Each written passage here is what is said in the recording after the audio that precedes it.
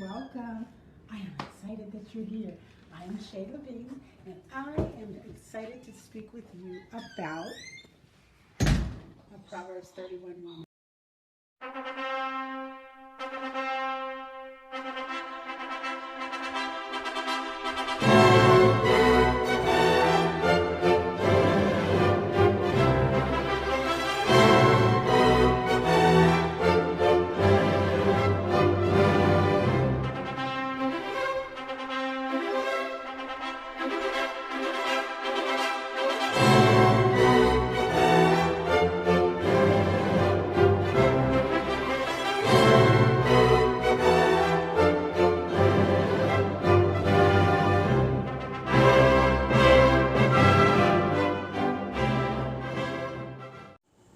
Hello, come on in. Grab a seat. Allow me to introduce myself. My name is Michelle Bean. I am a wife 2 times, and I am excited to share my knowledge of my study with Proverbs 31 wife with you. You may ask, how are you qualified to teach me or to talk about the Proverbs 31 wife? Well, you see, I know firsthand that it works. I was married at the age of 21 for about 10 years to a gentleman about 20 years my senior. We had some ups and downs at the beginning, and I tell you, after the study of the Proverbs 31 wife and the requirements and the expectations God had for the first wife, I applied them in my life. The last 3 years of our marriage was absolutely wonderful. It was happily ever after, truly.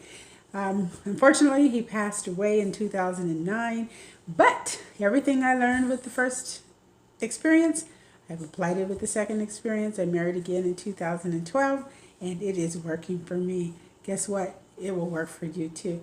I invite you to join this study. I invite you to send me any questions that you may have. I invite you to go through your word and understand what God intended and how it will work out for you. Happily ever after is for you. Let's work at it together so that you can enjoy it. It is my pleasure to be here with you. I'm excited about our study, and I'm excited about you getting to the end and hearing well done. Welcome to I Do the Well Done. Let's get started. Today we're studying still the Proverbs 31 woman, but looking specifically at her industrious trait. We're looking at her characteristics, and the trait that is going to be lifted out today is her ability to be very industrious.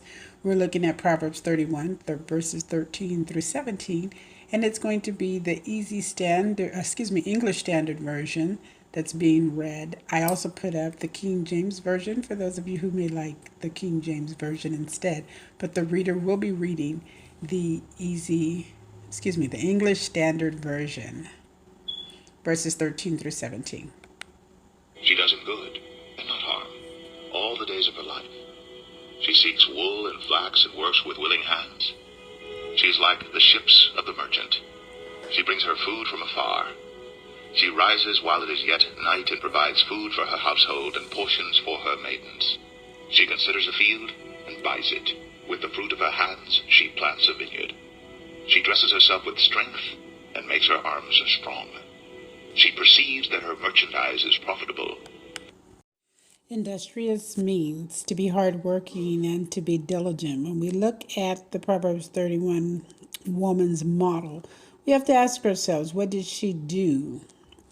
She looked for ways of using her talents to produce income for her family. Let's look at some of the things that she did. She was a seamstress. She was an entrepreneur.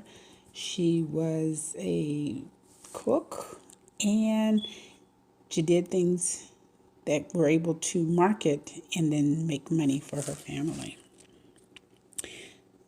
Pause a moment and see, what talents do you have? Name a few, and then look at how you can monetize those talents.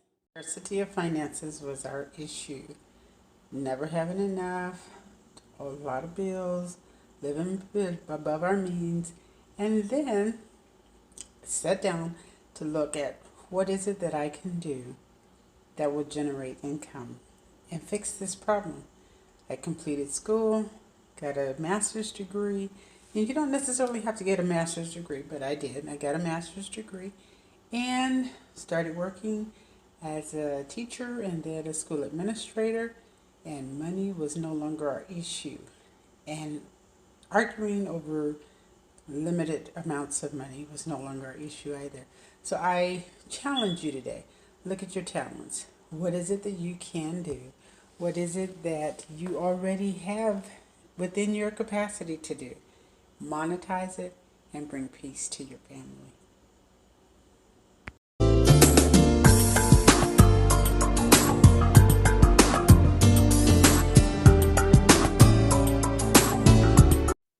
If this is blessing you, please remember, like, share, and subscribe.